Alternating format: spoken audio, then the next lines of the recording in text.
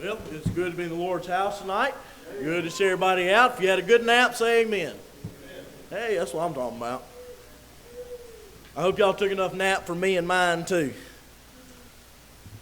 If you have your Bible tonight, go to the book of Ruth chapter number 2. And I've been asked tonight if Ruth is getting married, if we're going to a wedding tonight, and not tonight. Unless the Lord changes something, we won't get her quite there tonight.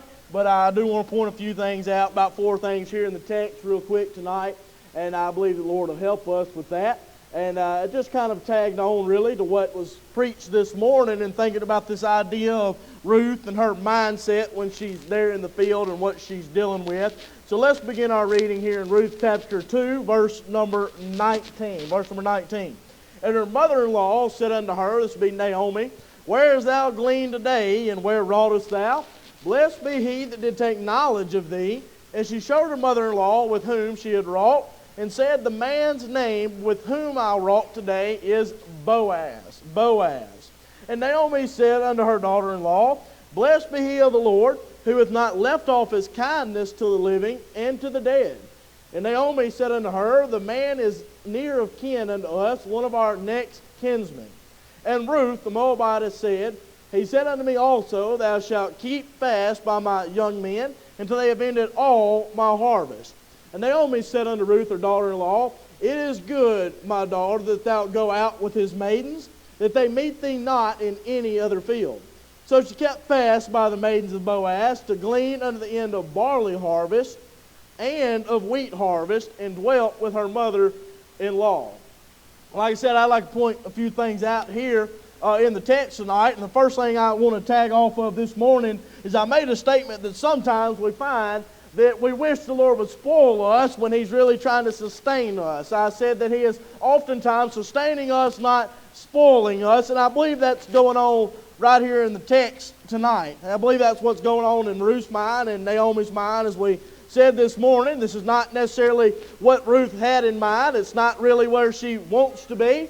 I mean, she's gone back home, but I don't know if she intended to live with her mother-in-law the whole time. I bet she didn't intend to be going and gleaning in the fields the whole time either. I don't believe, and this one might ring a little true for us, if I could make a play on a statement today, a lot of folks live from paycheck to paycheck. Ruth is living from harvest to harvest, and it's not necessarily a fun place to be when you're living from paycheck to paycheck, nor when you're living from harvest to harvest. Now, Ruth, she might be swimming in grain right now. She might have a bucket load full and heaped up to the top. She might have an ephah. It might be 10 days worth of grain for her. She might have all those things lined out, but she's got to be thinking and looking to herself, hey, this field is getting less and less and less. The barley is beginning to run out. And then one of these days, the wheat is going to run out. And what am I going to do when those crops have run out? She's still not to a place of security. She's still not to a place to where she can let her hair down, if I can put it that way, and really relax on what is going on in her life. She's being sustained, not spoiled. But I would like to point out here that when she is gone, and she is gone in the field, and she has met with Boaz, and she's ate at the table with Boaz, and she has got her bucket full of grain there, and she has gone back, and she has taken everything that she wants and has given of the excess there to Naomi. Naomi begins to ask some questions. She begins to ask her some questions, and I believe we can see in the text tonight that Naomi is surprised by the result. And I bet you Ruth was surprised too. I bet you when she set off, she had in mind she's going for corn and she's looking to just find grace in somebody's eyes, that maybe she can find somebody that's going to let her in the field and tolerate her. And she's probably thinking to herself, if only I can get enough to eat today. If only I can just get enough for today. That's all I need is just enough for today. Papa tells me stories about back in the day. He was born on the tail end of the Depression there when it was still affecting everybody down here really hard and really bad. And I've told you some stories about him, about when we go trot lining. If I threw any fish back, he would say, it's obvious to see that you never had to fight your brother for the last scrap of meat on the table.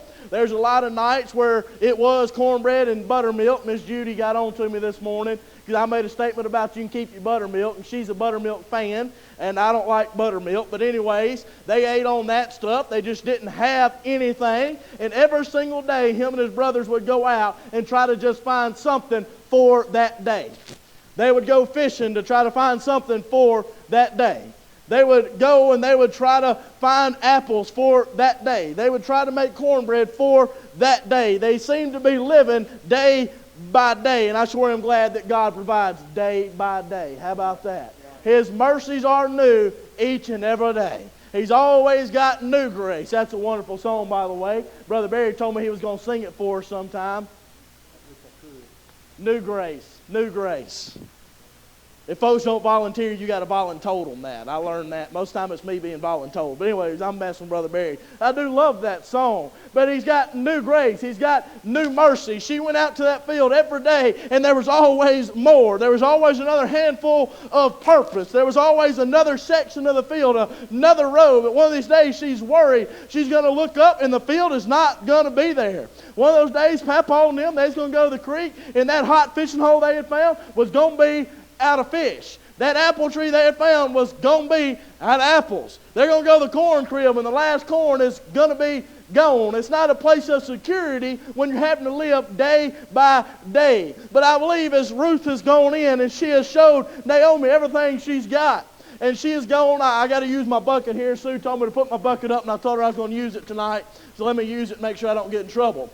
She's brought her bucket in, and she set her bucket there in front of Naomi, and I believe the first thought on Naomi's mind is, first of all, that don't look like corn you was going after, but I'm glad you got a bucket full of barley. She was excited about that barley. Matter of fact, what does the Bible say her reaction was when she goes and looks at that? Verse 19. She looks at what was gleaned and says, "Where hast thou gleaned today? Where wroughtest thou?" Why do you think she said that?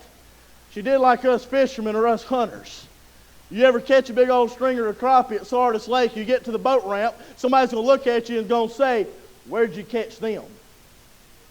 And if you're a good fisherman, you're going to say, "In the water," or "in the mouth," or something like that.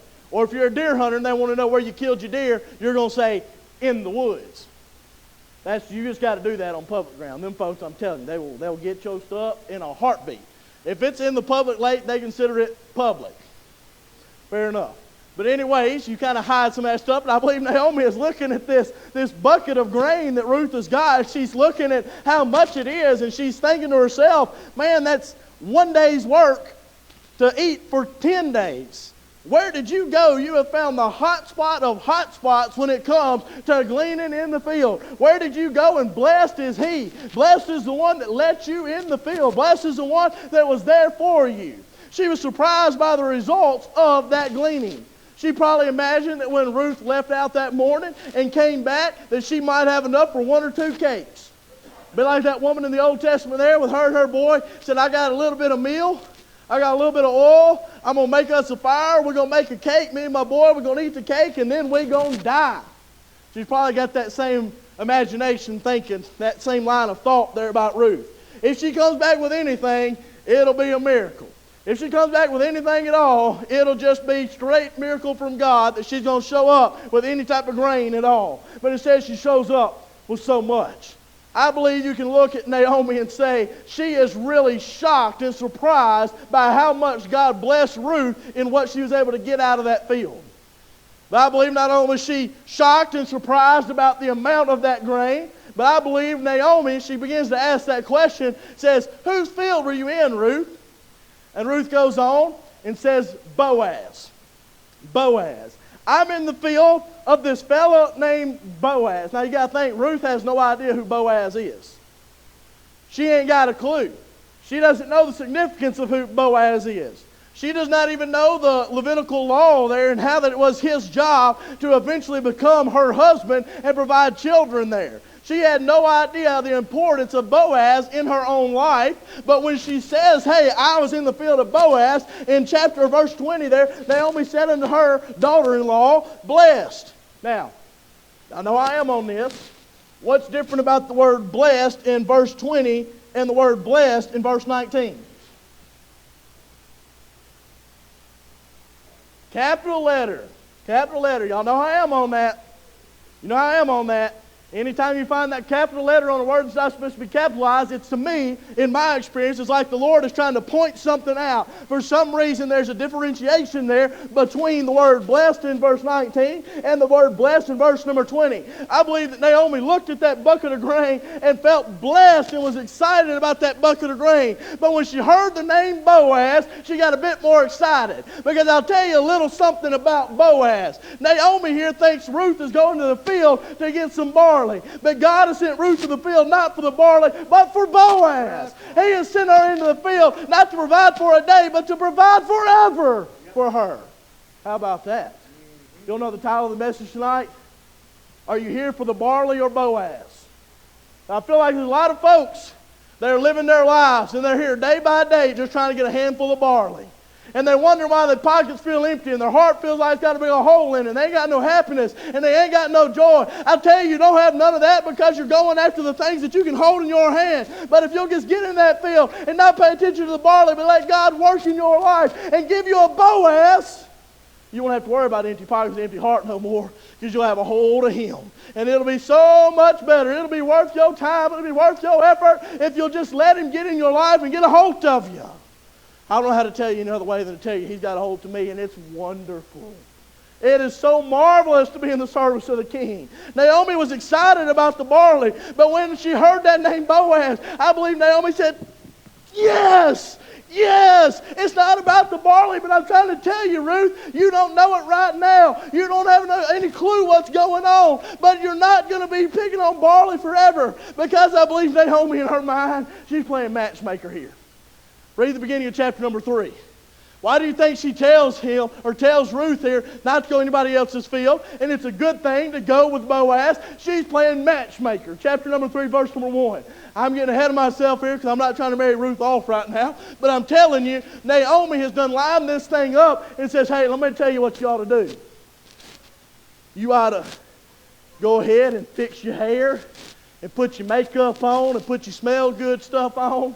Go ahead and get you some shea butter or something like that so your skin's all nice and smooth. And I want you to go put the moves on old Boaz. That's what's going to happen in chapter number 3, by the way. You've been to go flirt for all that you're worth. Because Boaz here is worth a whole lot more than that barley. Because if she can ever get a hold of Boaz, that field she's begging in, she's going to own it. You ever thought about that? Ruth has spent months.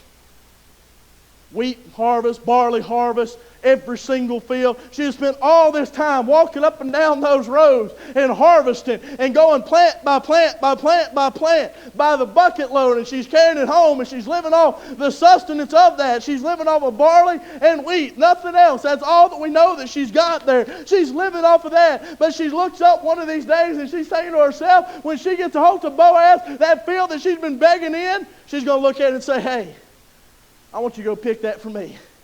I ain't got to pick it for myself no more. I ain't got to struggle no more. I ain't got to fight for it no more because I'm owning that field that I'm in. I believe Naomi is seeing some foreshadowing here. She knows what God is doing. Have you ever been in one of those places in your life where God's got a hold of you and He's done something big and you don't understand it at the time, but you look back weeks or months or years down the road and you say, hey, I understand what God was doing. I understand how this whole thing played out. Naomi is sitting here. She's been throwing her a big old pity party. She said, my name's not Naomi, my name's Mara. I left out full and I came back empty. I'm bitter, I'm upset. Now I got my only daughter-in-law and I can't even take care of her. She's having to go to the field and she's having to work and glean and try to feed me too. I'm not worth nothing. And then all of a sudden, here comes God. And it just so happens that Ruth ends up in the field of Boaz, of all the people she could have picked. Ends up in the field of Boaz, and she comes in with a bucket load of barley. But it wasn't the barley that got Naomi all fired up. It wasn't about the barley. It wasn't about the fact that they could eat that night. It's about the fact that Naomi began to see what God was doing. Said, God, I understand now how you're going to work this thing out. You ever been in a trouble, ever been in a trial where you're looking at it and you got to pray this prayer? God, I don't know how you're going to do this. I don't see how you're going to do it. I don't see, not that I doubt that you can, Lord. I know you got power. I know you got all the ability. I know you can do it. It's not that I'm doubting whether you can, Lord, but I really don't understand how you're going to. I don't understand how you're going to help my family through this. You're going to help my workplace through this. I don't know how you're going to provide for that trial. And then all of a sudden when you look back one of these days and God has done it, you're like, yep, God's ways are better than my ways. I never would have thought that. And look what he did. Look how he provided. Look how he worked it out. I could give you story after story after story of how the Lord has shown me and put me through some situations and some scenarios, and he's prepared me so that one of these days when I get there, I understand the trial looking back. I never understand the trial when I'm in it, but looking back at it, I do understand why God has done what he's done. Ruth here, she don't understand why she's in the field. She don't understand why she's having to labor. She don't understand why it's just barley. She don't understand why she's just being sustained and not being just spoiled all over on. She might not understand that. But somebody to the side can look at it and say, Ruth, you hang on. You just hang on. Because that field that you just so happen to be in has got a ticket to the rest of your life. It's got a ticket to getting you through every trial that's coming your way. It's got a ticket to help you through every big problem that you got. It's not only your meal ticket, but it is your ticket into the lineage of Jesus Christ. How about that? Into the family of God. Here goes Ruth, all because she landed in a field by the man's name of Boaz. Naomi heard. She heard, or she saw the barley, and then she heard the name Boaz, and she just gets all giddy on the inside. And thinks to herself, yes, Lord, I see what you're going to do. And then she goes on to instruct Ruth some things. She's surprised at the result of how much she got, of where she went into the field of Boaz and who she met there. But I believe Naomi is going to instruct Ruth to keep her in the place where she needs to be. She says that I've ended up in the field of Boaz, and of course Naomi verse 20 goes on and tell her that's next of kin.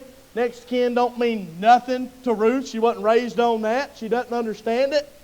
Verse 21 it said that Boaz has told Ruth here to stay next to the young men. And Naomi said in verse 22, it is good, my daughter, that thou go with his maidens.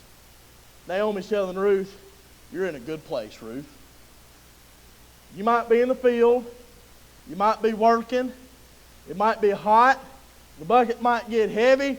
You might be working from harvest to harvest and day to day. You might not feel like you got any long-term security. But where you're at right now is a good place to be. You ever had somebody come up to you when you're in a trial and they say, you're in a good place? Wouldn't that make you want to reach out and slap them? I'm not in a good place. I'm struggling right now. What do you mean I'm in a good place? You imagine Ruth here. Naomi says, hey, Ruth, you're in a good place. Well, I'm glad you think that me going and working and sweating and laboring and doing man's work seems like is a good place to you, because I'm not seeing it right now. Because Ruth can't see the whole picture. We were practicing that song in choir practice, fighting a battle that you've already won. I don't understand what you're doing, but I know what you've done. I didn't think about that song fitting so well with this sermon. Naomi here is beginning to see, her mind's rolling, saying, God, I think I know what you might be doing here. I think what's fixing to happen is this. I see it coming on down the line. I know how you're going to get us out of this trouble. I know how you're going to bless Ruth. I know how you're going to make it up to her. I know how you're going to do all of this. I don't know when, but I feel like I know the how. So it's good, Ruth, that you stay right here. It's good that you go with him, and that they meet thee not in any other field. She's saying, don't go nowhere else, Ruth. Don't leave the field of Boaz. Don't leave his friendship. Don't leave his protection. Don't leave any of that. Stay with him. We know that she kept with Boaz all the way through the barley harvest and through the wheat harvest. She was instructed to stay in that position. You'll find here, like I said, I've got 4 points. I'm already on point number 3. How about that? She's sustained and not spoiled. She's surprised by the result. And I believe she stayed in that position. Think about this for just a minute. I'm not sure Ruth was Baptist. You know why? Because she stayed in a field of hard work where it wasn't fun to be. Maybe she just wasn't American. We got a lot of folks today that are scared and allergic to hard work. We got folks around the office that I'm pretty sure they're left-handed, and we must not have any left-handed brooms around the office. We must not have anything that fits them. Because every time we need something out of them, it's, I can't do this or I can't do that. And, I had every single bit of that, and y'all got some of them too. Y'all might have been some of them. Y'all awake? Okay, I was just curious. Trying to throw my little jab in there, see if y'all are still awake or not. I'm just messing. But no. Ruth is probably thinking to Naomi, like, this ain't where I want to be. I had friends and family in Moab. I sold all that out. I came with you into Bethlehem, Judah, into a land that's supposed to be abundant and flowing with milk and honey. I figured things would be better than this, but when I get back, I've got less than I had when I left Moab, and now every day I'm having to go out here in this field and sweat and work to come back with nothing but a bag of Old Roy dog food, as I said this morning. All I'm coming up with is just this barley.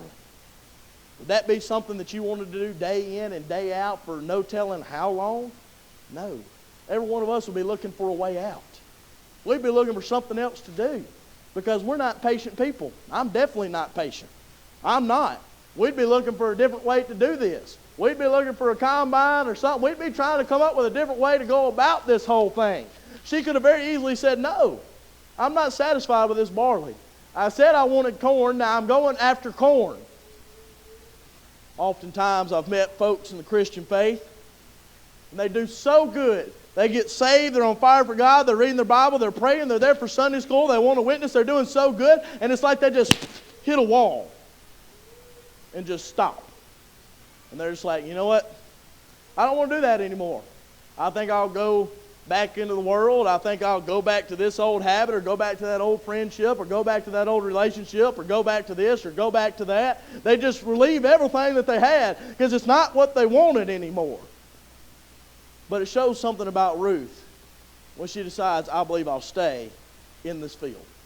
I believe I'll stay where it's hard. I believe I'll stay where I'm just getting barley. I believe I'll stay where I'm having to go out and work day in and day out. She could have left and gone to another field with corn thinking, I deserve more than this. She could have left for another field. I'm not finding that this field is a good place for me. I ought to just go somewhere else. She could have gotten impatient. I wonder if she ever went back talking to Naomi. Said, Naomi, is this all we're going to do for the rest of our life? Is this all life is? Me just going and working all the time? You got so excited when I told you that I was in the field of Boaz, but I've been here for 10 fields worth of barley or however many he's got. I've been here the whole barley harvest. I've been here the whole wheat harvest. Ain't nothing changing. Nothing's working. I feel like I'm in just a dead-end place. I wish God would hurry up and do something. Or are you sure that I don't need to go to somebody else's field? She could have gotten impatient and sick and tired of waiting on God to do something. You ever try to do something for God? How's it work out?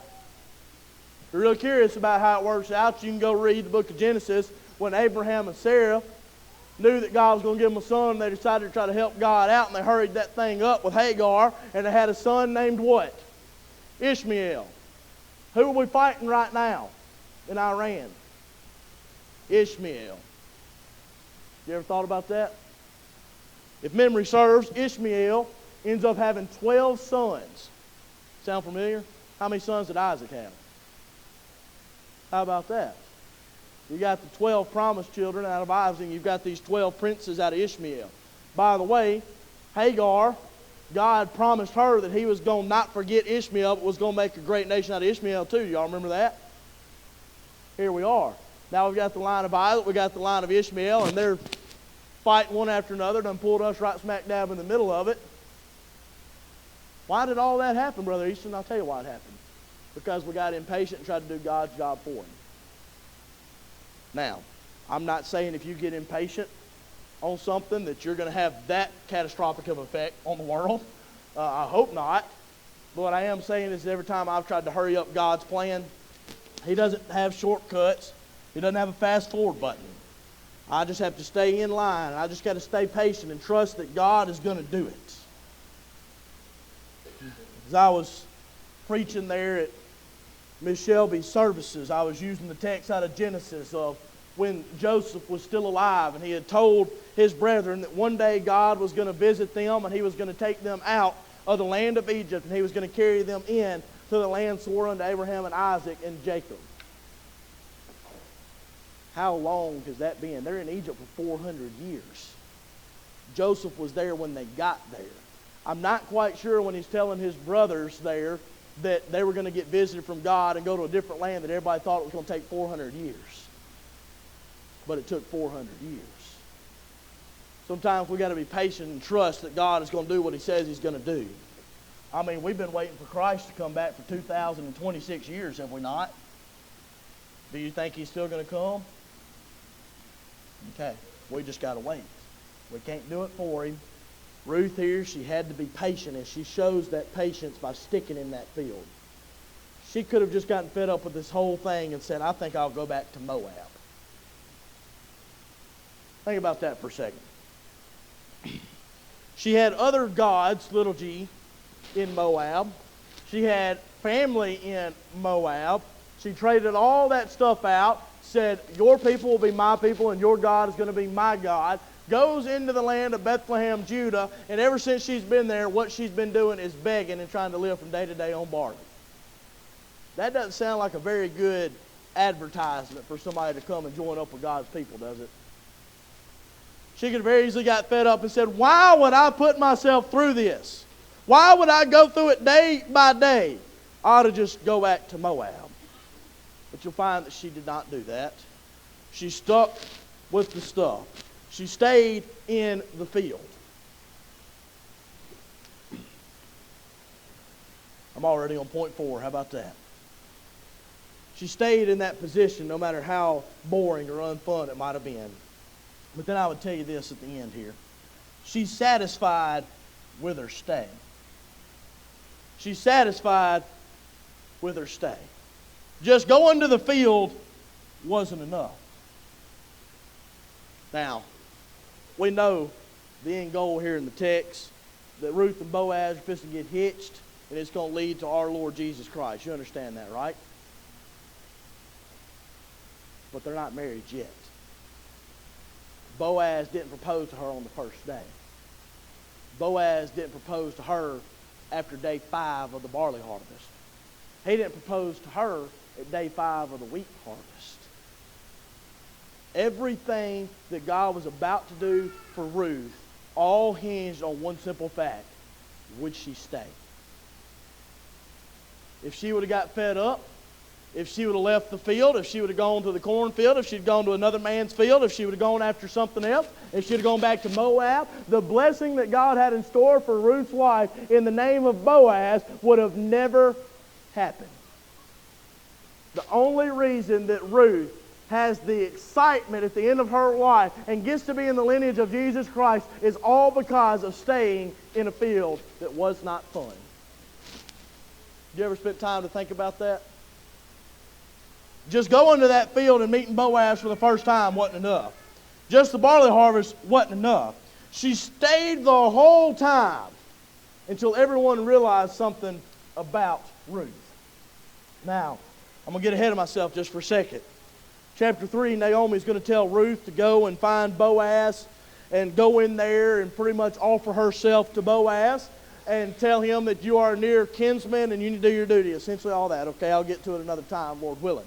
But when she goes in there, it's not the fact that she's a near kinsman. It's not the fact that she was just there with Naomi. It's not the fact that she just went to the barley field that one time that caught Boaz's attention. It wasn't that caught his eye. You'll find in verse number 11, he's talking to her, chapter 3, verse 11. He says, and now, my daughter, fear not, I will do to thee all that thou requirest. He has said yes. He has said yes here to Ruth. But you want to know why he said yes? It says, I'll do all that thee require, or that thou requirest, and a colon there. You know your Bible and you study your Bible and you're interested in this. When you see a colon, that is a linking statement in the Word of God. Whatever's happening after that is all because of what happened before that. Or what happened before that is because of what happened after that.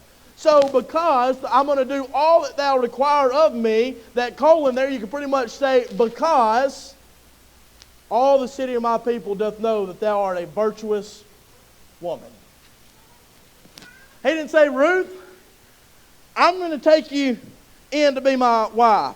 I'm going to take you in off the fields. I'm going to help you out. I'm going to provide. He didn't say that he was going to do all that just because she was kin to him.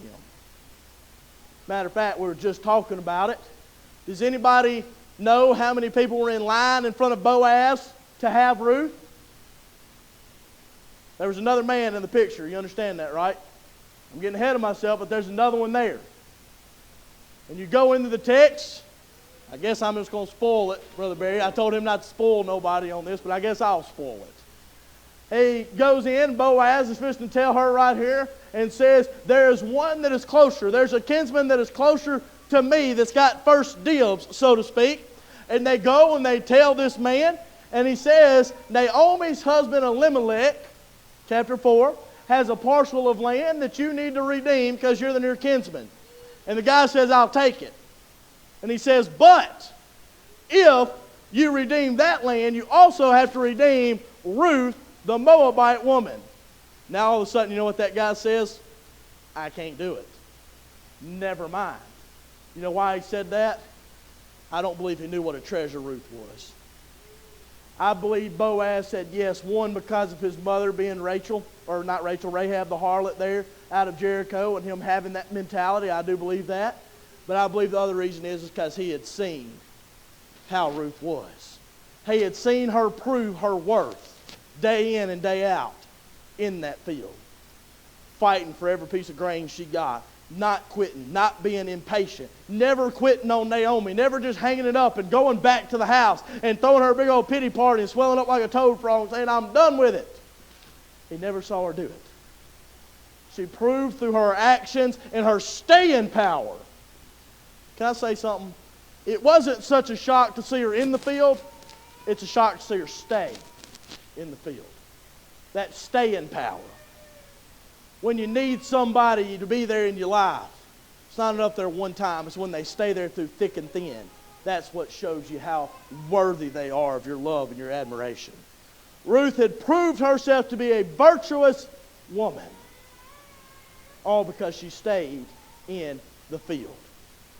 The whole time that she's there and she's struggling and she's fighting and she's trying to get through that trial, she's trying to feed herself, she's trying to feed Naomi, she's sweating, things just ain't fun, she's miserable. I'm sure there were some days where she got up, she didn't feel like going. I'm sure there was days that she was sore. I'm sure there's days she had a cough and she didn't want to go, but she knew that she had to get there and she had to put on her armor one more day. She had to go fight another day. She couldn't take any more days off. She couldn't go home. She couldn't go pout. She couldn't trust somebody else to do it. She said, I've got to go and I've got to do it, and I've got to be the one that's there through every bit of this. And through that, she caught the attention of Boaz. I believe at the end of this thing, if you could look back at her and you could ask Ruth, so Ruth, all them days picking barley, was it worth it? All them days picking wheat, was it worth it? She'd probably look at you like some of those old timers will. It wasn't fun then, but looking back, it was worth it. Looking back, it was worth it. She's satisfied that she did it. See, I want us to realize tonight, we might be in some of these fields. We might be in these places where we feel like the trials are beating us down and we've got bitterness and we're impatient and we're dealing with our own things. And we feel like the Lord might just be giving us barley, and we feel like we wish He would do something more, or it would go faster, or we feel like God would hurry up and answer a prayer. It'd be real good for us. We just get fed up with where we are in life because we've all been there. If you hadn't been there yet, tell me your secret, because I've been there way too many times. Lord, it feels like everybody's depending on me. It feels like I got the whole world on my shoulders. It feels like I can't do nothing right. Lord, I need to get out of this field where I'm at. And people will sit there and say, well, you're doing good. Just keep on going. Do you understand what I'm going through? Is what you want to tell them. Do you understand the field that I'm in? Do you understand the work that I'm going through? Do you understand the season of life that I'm in right now and how hard it is? And then they give you this blanket statement right here, Brother Barry. Just give it to God. That's a true statement. Can somebody explain to me how to just give it to God?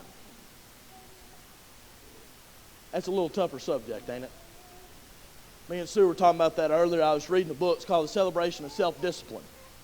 And in it, he's talking about some good spiritual habits, study, prayer, and he brings up the idea of meditation. Meditation on the Word of God and spending time alone thinking on things of God. But in the one where he's talking about prayer, he brought up the idea of giving things to God and receiving things from God. Everybody can tell you, just give it to God. Just give that field to God. Just give that bitterness. Give that grief. Give that loneliness. Give that anger. Give that impatience. Just give it all to God. And we're all sitting like, I wish I could. I just don't know how. And he was talking about that in the book. And I believe what he put was some really good information and really good advice on that. He said that when he goes to pray, he would sit down in a chair. And just imagine I'm sitting in a chair, and he would take his hands, and he would put them like this, but he would start the prayer like this on both of them. So he's got his hands like this, and as he's praying, he would imagine that the things he's trying to give to God are in those hands. Saying, Lord, I'm giving you my bitterness. I want to give you my impatience. I want to give you my anger. I want to give you my doubt. I want to give you my laziness. All these things were in his hands that he wanted to give to God, and he would be praying, God, I want to give these things to you. I want them out of my life. And when he would go to give them to God, he would physically open his hands to signify that he had given it unto God.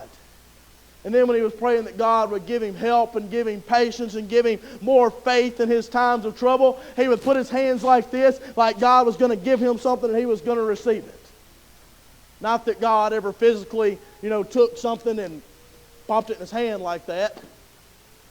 But he was talking about how that imagining it that way really helped his mind to understand the concept of giving things to God or receiving things from God. You see, a lot of times we find ourselves in those seasons. Just give it to God, just trust God, just pray, just study, just do this, just do that. And we wish that it was just a simpler idea or just a simpler potion or some fix for this thing. We just wish that it would work out better for us. I wonder how many times Ruth had those thoughts in that field. Naomi tells me I'm doing good. Boaz tells me not to go anywhere else. But every day long, I've just got to take that bucket and I got to go fill it up, and I'm about ready to throw that bucket off a cliff because I'm sick and tired of seeing it. I wonder if she's ever had to give that impatience to God. If she's ever had to trust God in that field that she's in to provide and help for her. I want you to know we're probably in a field of some type here tonight.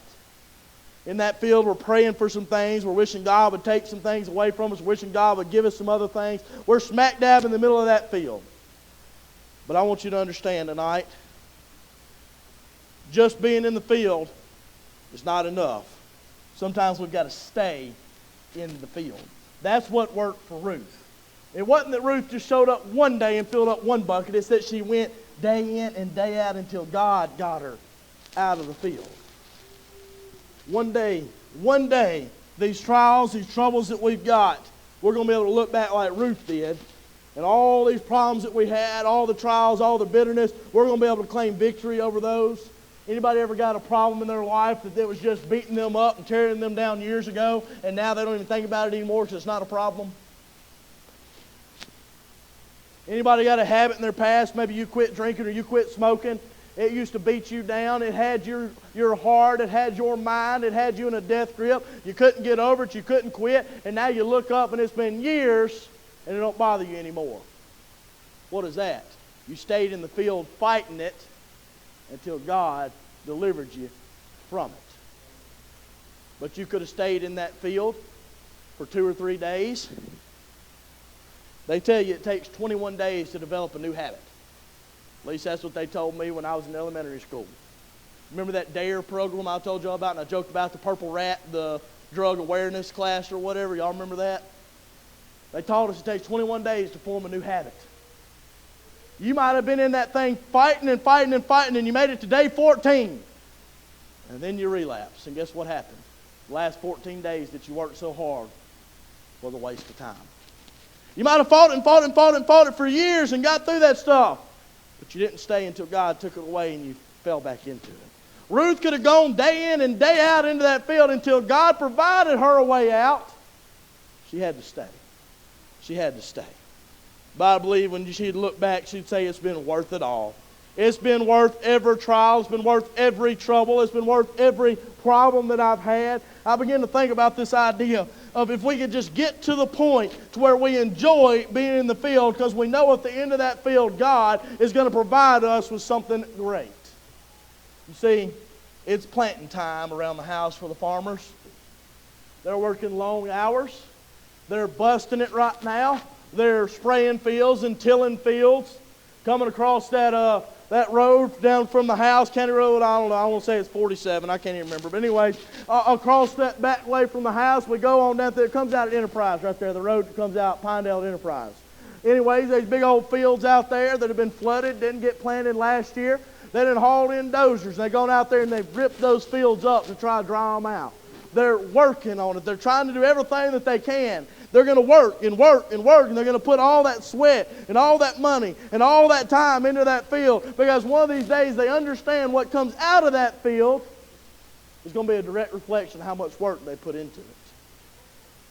What Ruth got out of that field, and the fact that she got a hold of Boaz, and it changed her whole life, changed her family's life, changed the future, changed the world through the name of Jesus Christ. Everything that came out of that field is all because of the work that she put in while she was in the field. So how in the world do I get myself where I enjoy being in the field? If I could be like a bodybuilder that loves to work out, and they call it feeling the burn. A bodybuilder has not had a good workout unless they wake up the next morning and feel what? Sore. Jake has not had a good workout unless he wakes up the next day and feels sore. Allie didn't run hard enough in cross country if she doesn't wake up sore, unless she's Superwoman, and she might be. I've seen her run. She might be.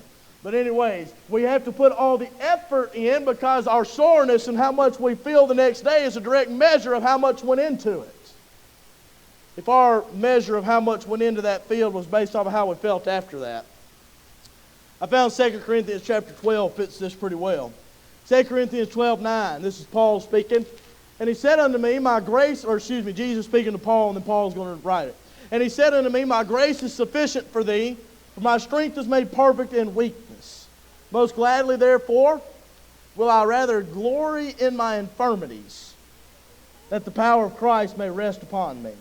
Therefore I take pleasure in infirmities, in reproaches, in necessities, in persecutions, in distresses for Christ's sake. For when I am weak, then am I strong. What's Paul saying, Brother Easton? Paul is saying all the time that somebody had to cross word of him. Every time he went through a distressing situation, every time he was persecuted, every time he had trouble, every time he had trial, every time that thorn of the flesh began to hurt him, he knew it was all for the cause of Christ, and he would gladly deal with every single bit of that, because he knew when he came out the other side, it was all going to be worth it all.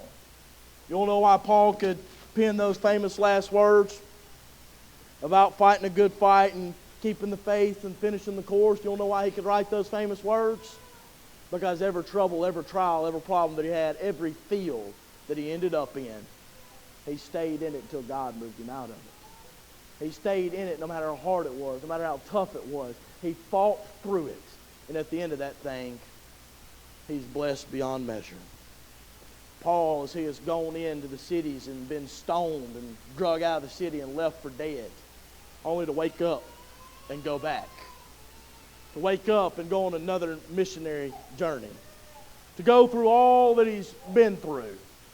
All because he knew it was worth working in that field. This whole time that Ruth is struggling and she's working day by day in the field, I believe Naomi is there next to her. She's telling her, Ruth, you keep working, it's going to get better. You keep going. You keep going to that field, because in the back of her mind, Naomi knows that Boaz is fixing to change their lives. Boaz is about to come in and he's about to fix some things. He's about to accept her when nobody else would. Is that not a beautiful picture of our Lord Jesus Christ? I want to encourage you tonight, when we're in these fields, stay. I know that sounds Everybody wants the answer, how do I get out of the field and how quick can I get out? I'd encourage you, the things that happen in those fields are what's going to grow us and what's going to make us stronger and what's going to make us better. We use the illustration all the time, but when things are going good, we're on the what? The mountaintops, right? But then things change and we're down in the valley. Now let me ask you a question. Do things grow on the mountaintop or in the valley? They grow in the valley. They grow in the valley. Sometimes we go through valleys so that we can grow. Sometimes Ruth has hit a field because God's fixing to grow her and then change everything in her life. So if you're in a field tonight, or you're in your valley tonight and you feel beat down, you're wondering what in the world's going on, I'd encourage you to stay and let God mold you and work on you. Come out the other side stronger and have a faith that cannot be shaken because He's proved Himself so real in your lives. Let's all stand tonight. Ladies, if you'd come play for us.